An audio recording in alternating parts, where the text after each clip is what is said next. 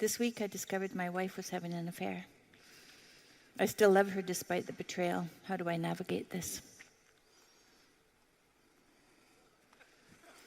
That's an easy one, huh?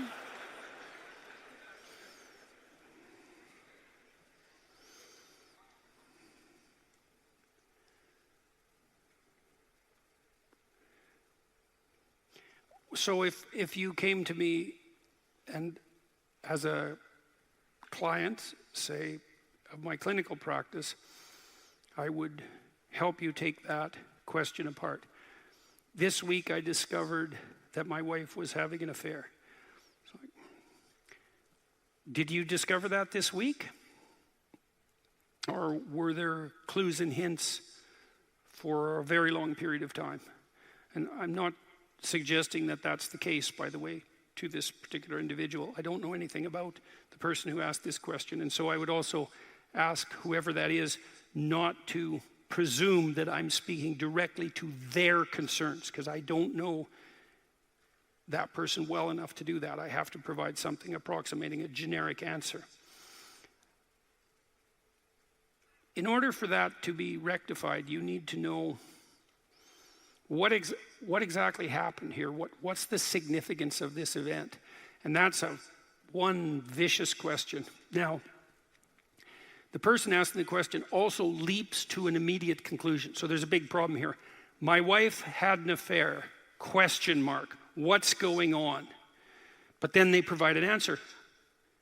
I still love her, and what's the next part of it exactly? He wants to know how to navigate it. Right, so the answer is I still love her and I need to know how to navigate forward. It's like, well, I'm not so convinced of that, by the way. Are you not angry? Are you not upset, frustrated, disappointed, anxious, hurt, betrayed, traumatized? Or is there a part of you who now knows the relationship is over, and because it wasn't a very good relationship, you're thrilled because now you have the right to engage in the same sort of devious pathway to hypothetical freedom that your wife took? Because that can certainly be the case. When a bomb like that goes off in the midst of your life, everything is up for grabs. And so to immediately say, I still love her, it's like, yeah, maybe and maybe not. And if that's all you feel, well, then that in itself is definitely a problem and also might be key to why it happened to begin with, because you appear to be the sort of person who can be stomped on pretty damn hard and not object. And like I said to the person who asked this question, I am not talking about you. I don't know anything about you, and I'm not presuming. I'm just laying out the potential landscape. What other problems do you have? How long have you been married? Is the whole damn thing a lie?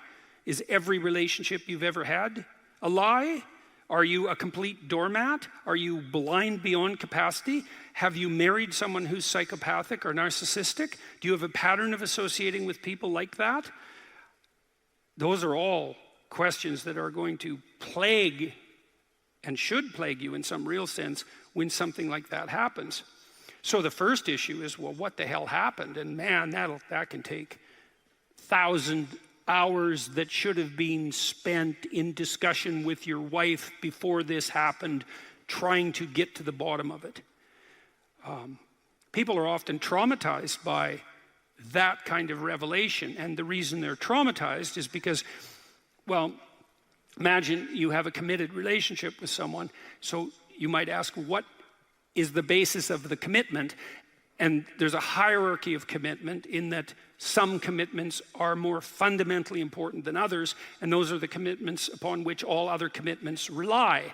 And so when you set up a household with someone and you move towards a permanent intimate relationship and hypothetically in the direction of, let's say, having dependent children, then you're doing all that based on the presupposition that the person is faithful to you, because that's one of the defining attributes of the relationship itself.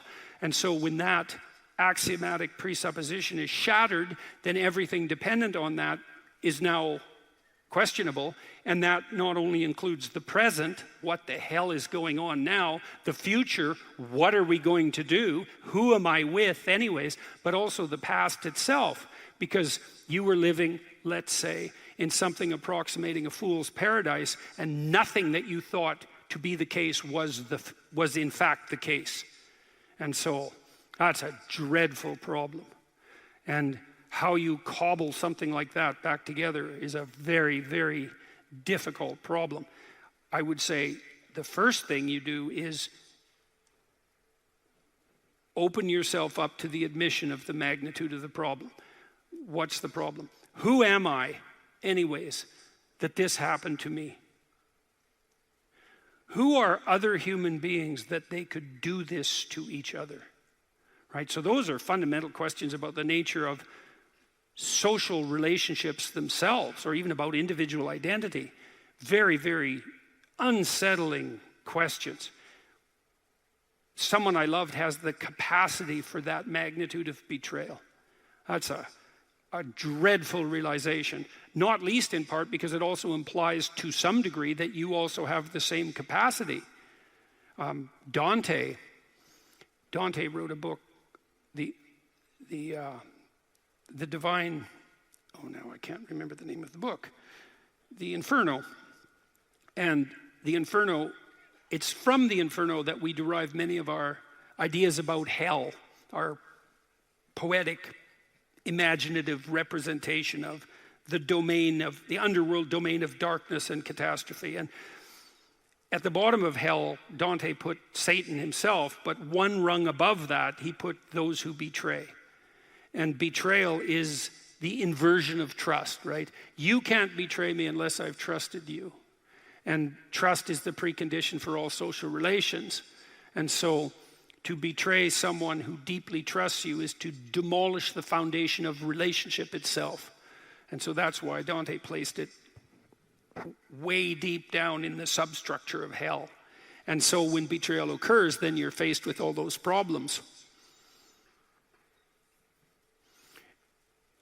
In a therapeutic environment, I would walk the person through their marriage. It's like, let's lay out the story and see if we can figure out where things went wrong. And I wouldn't presume to know as a therapist at all, because each person's catastrophe is very particularized and singular. And all I would be able to do in that situation is to listen to the account of the past, let's say, and to ask the person to clarify when I didn't understand, and to see if I could evoke from them a coherent and plausible causal account of the pathway to the catastrophe that was differentiated and detailed enough so that once they understood it, they would be less likely to repeat it. And that's how you recover from something like this. You recover from something like this by not being the sort of person to whom that will ever happen again. And that might be, it could be, as I alluded to earlier, that now and then people get unlucky and they partner with someone who is fundamentally and malevolently unreliable. And that's brutal if that occurs. And you might think, well, there's no people that are fundamentally and malevolently unreliable. And I would say, well, you're either naive and you better watch out because one of these adventures is coming your way, or you've been unbelievably fortunate and have just never encountered someone like that. And so I would find out from the person just exactly what it is they think they've encountered and to try to characterize that. They've certainly encountered this spirit of betrayal, no doubt about that. Have they encountered their own capacity for naive, willful blindness? Probably. All of that has to be rectified before this shattered reality can be put back together. And it has to be rectified. And that's an extraordinarily complicated problem. The answer to the problem is, how do I now move forward knowing what I know about my own capacity for blindness and the ability of others, even when trusted, to engage in deep betrayal? And that's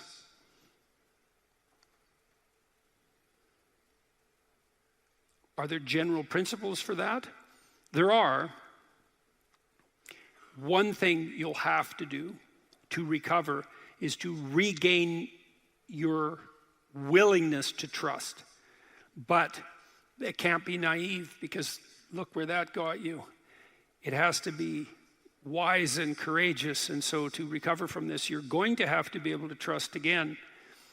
But trust will have to be predicated on something like courage rather than naivety. And the courage is something like the courage all wise people have when they undertake a relationship, which is something like, I know perfectly well that you're chock full of snakes, just like me. But the best pathway forward, nonetheless, is for us to extend a hand in trust to each other and see if we can build a valid and solid and sustainable and iterable relationship despite our mutual inadequacies and our proclivity for malevolence.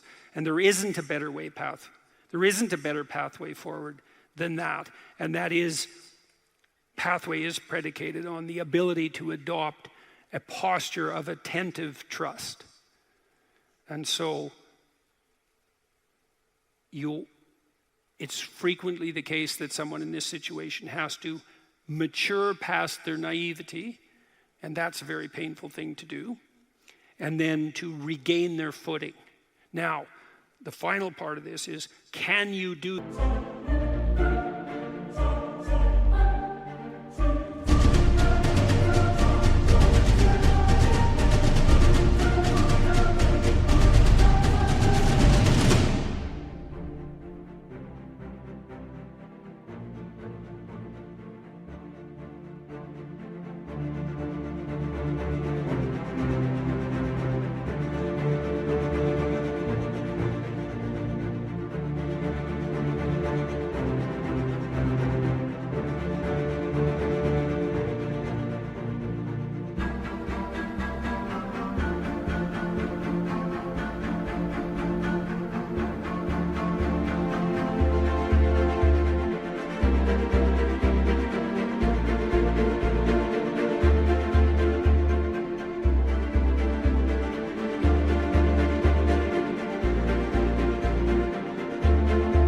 that with the person that you are now married to? And the answer is, well, you didn't do it the first time, so I wouldn't count on it. Does that mean it's impossible? No, but it's going to require a lot of courageous digging to get to that point. A lot of admission of rage, too. No, it's like, I am so upset with you that it isn't obvious to me that I could ever forgive you. I don't even know how I would do that. Can you help me figure that out? Well, then you have to trust the other person to convince you that they're now trustworthy. Well, maybe they can do that. And you can refer to your own resentment. One of the pathways to forgiveness is to have the person who's wronged you confess. Right? And to confess is to give a detailed and compelling, accurate, differentiated, causal account of the betrayal. It's like, here's exactly what happened. Here's the multiple instances. Here's my entire set of motivations. This is why I was so angry with you that I thought that this betrayal was acceptable. Here's why I was so impulsive and shallow that I believed that the affair was justifiable. Right? That has to go all the way down to the depths, to a depth that's as deep as the betrayal itself. And maybe once that confession has been made manifest and a plan has been put forward that is indicative of the willingness and ability to change, that a reconfigured relationship can be newly established and move forward on that basis. But, man, it's a tough row to hoe, and it's highly unlikely. So,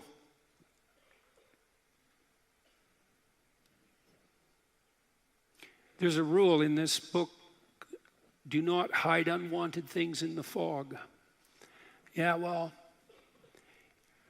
people hide a lot of unwanted things in the fog in their relationships, and sometimes the consequence of that is a deep betrayal. And the medicine for that, the necessary antidote for that, is to reveal all those hidden things And God, in a relationship that's gone spectacularly wrong, that can be like 10,000 things that weren't faced in the course of the relationship.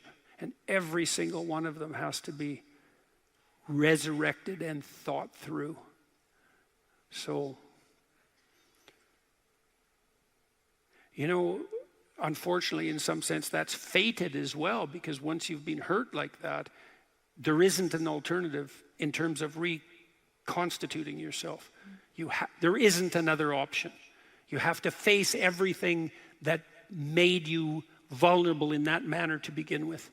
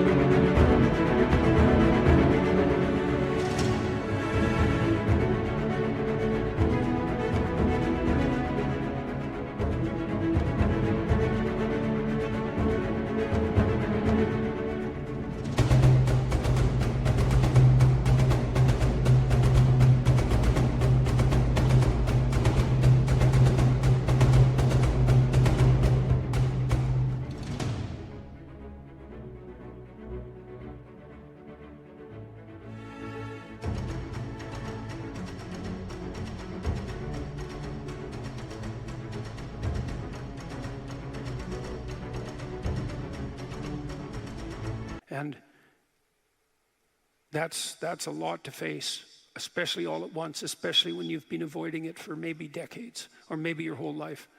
It's rough, so good luck with it. And don't pretend. Here's a piece of advice, and as a therapist, I generally don't give people advice because that isn't the role of a therapist. Do not pretend to be better than you are in this situation. Right? The fact that you're enraged, let's say, and you should be, is actually, that has to be fully admitted and worked through. Because otherwise, you'll reconstitute the relationship on unbelievably on shaky grounds, and some crisis will come your way that's not even very serious and blow you into bits again. So you'll be able to forgive the person if they can confess and transform deeply enough so that your rage is actually genuinely eliminated. And that's going to take a lot of effort, man, and a lot of honesty, a lot of willingness to see that you are in fact that demolished and outraged. That's a vicious pit to contemplate.